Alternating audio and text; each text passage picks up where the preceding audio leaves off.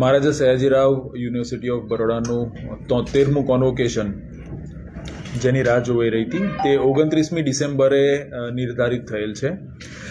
29 ડિસેમ્બરે chief guest તરીકે માનનીય વાઇસ પ્રેસિડેન્ટ ઓફ ઇન્ડિયા હાજર રહેવાના છે ચીફ ગેસ્ટ તરીકે, અને તેમની ઓફિસથી યુનિવર્સિટીને કન્સેન્ટ મળી છે.